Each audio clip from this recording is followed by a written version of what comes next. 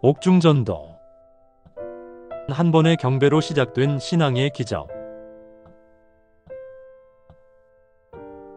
감옥은 각자의 사연과 배경이 다른 사람들이 공동생활을 하는 곳입니다.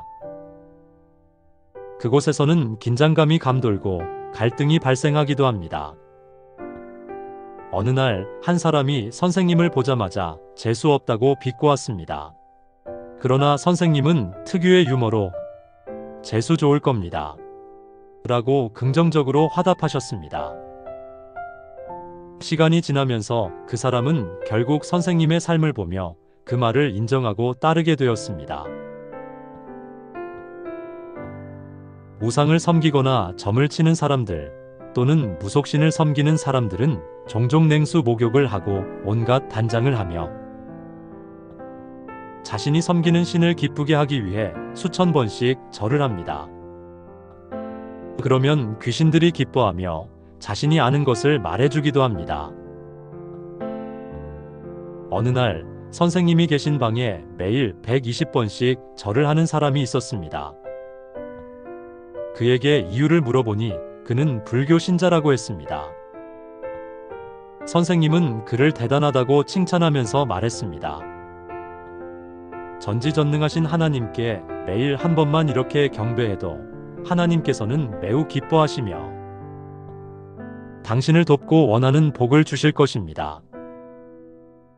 그는 하면 한 번만 하겠느냐라며 자신도 하나님을 인정한다고 했습니다. 그래서 선생님은 하나님과 예수님에 대해 이야기하고 그에게 간증을 들려주었습니다. 그는 선생님의 간증을 듣고 놀라며 인식된 악평이 다 사라졌다고 했습니다. 그는 성경에 대해 선생님께 물어보았고 선생님은 성경을 읽고 궁금한 점이 있으면 언제든 물어보라고 했습니다. 성경을 가르쳐주니 그가 좋아했습니다. 또한 선생님이 전쟁 중에도 원수들을 사랑하며 총을 내려놓고 적에게 달려가 껴안고 전도한 이야기를 들려주자 그는 3일 동안 금식하고 베트남전 책을 읽었습니다. 책을 읽은 후 어떻게 그런 일을 할 수 있었는지 선생님에게 물었습니다. 선생님은 이렇게 대답했습니다.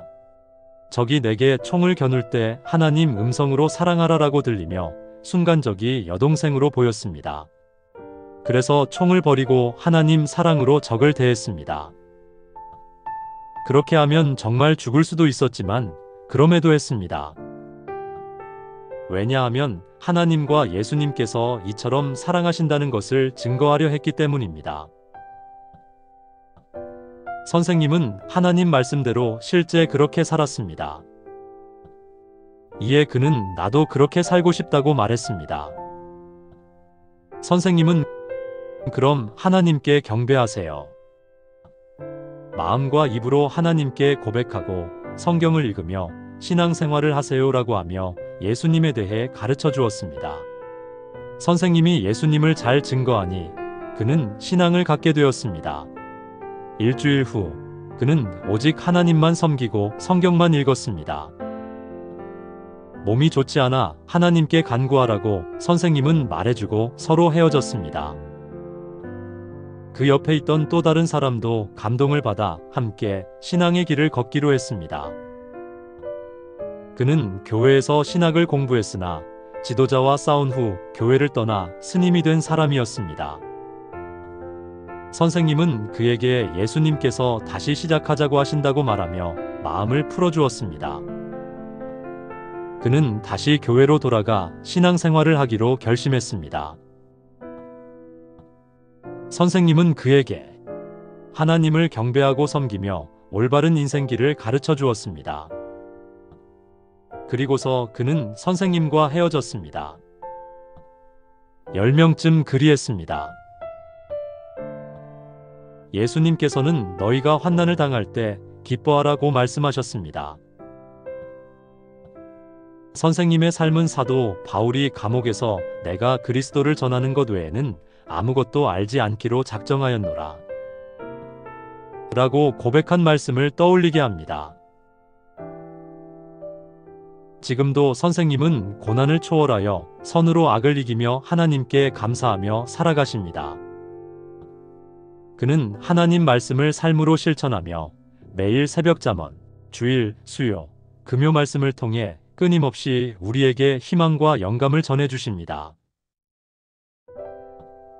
그의 말씀은 마치 추운 겨울 바람 속에서 피어나는 꽃과 같습니다. 이러한 과정은 단순히 말씀을 쓰는 것이 아니라 하나님의 말씀을 몸소 실천하는 여정입니다. 그의 삶은 하나님 말씀에 살아있는 증거가 되어 하나님의 사랑과 은혜를 경험하게 합니다.